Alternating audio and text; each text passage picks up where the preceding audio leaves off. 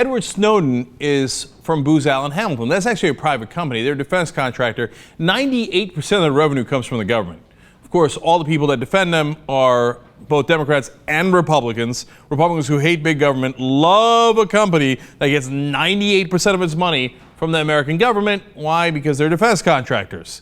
So they earned, for example, $1.3 billion just from their intelligence work in the most recent fiscal year. That's 23% of their company's returns. But remember, 98% come from the government anyway. Now, what's really interesting about Booz Allen is how they're intertwined with the American government. The revolving door that we talk about with politicians and lobbyists, it's even worse with our intelligence agencies and the defense contractors. So, Obama administration's chief intelligence official is James Clapper. You know where he used to work before? Booz Allen. Now, the person who held that post under the Bush administration was John McConnell. Do you know where he works right now? Booz Allen. Now, I've got more on that. It turns out that Michael McConnell was a Booz veteran first, then he became the NSA director, then he became the director of national intelligence, and then he went back to Booz Allen. Okay, that's a revolving door.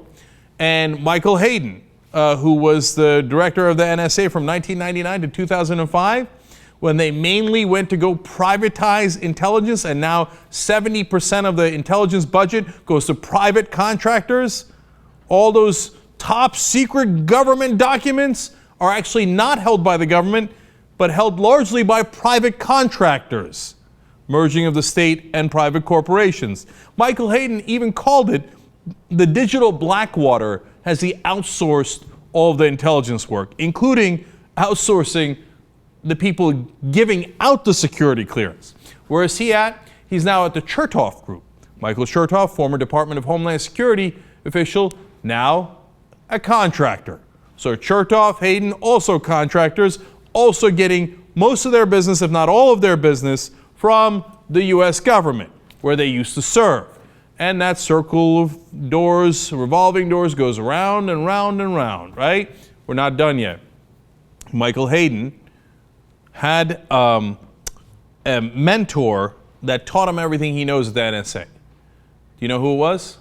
The guy who came up with the original secret document, and it's literally a secret document, to privatize most of what the NSA did, to privatize our most secret intelligence, to give it to private corporations. At the time, he was a lower official, but apparently had a lot of power and single-handedly wrote that memo. His name was James Clapper, the guy who is now the director of intelligence for Barack Obama, and the guy who used to work for Booz Allen. And I guarantee you will one day work for Booz Allen again. So why in the world did President Obama take the guy who trained Michael Hayden, the guy who broke all of our civil liberties, our privacies, and our laws, that warrantless wiretapping under George W. Bush, and take the guy who trained him and make him his director of national intelligence? You think President Obama doesn't know this stuff? He knows exactly what's happening. And he apparently loves it because he does it over and over again.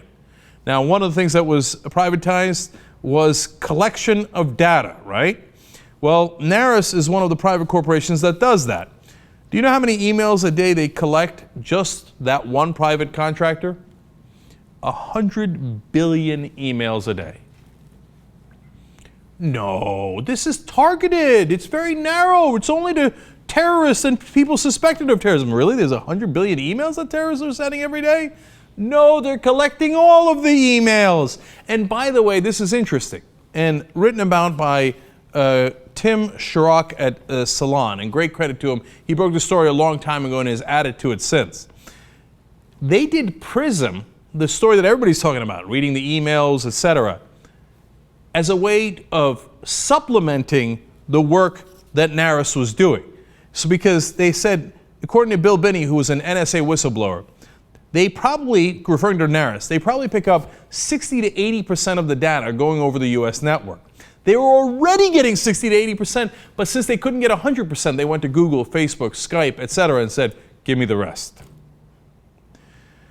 Bill Binney says it reconstructs everything on the line and then passes it off to the NSA for storage.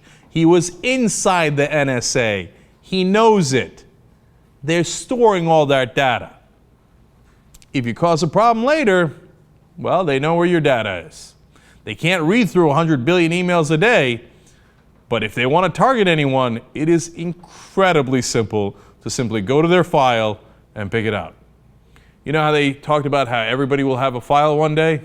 We literally have a file now. It's not just of our medical records or business records or bank records, but of literally everything we have done online. Welcome to Big Brother.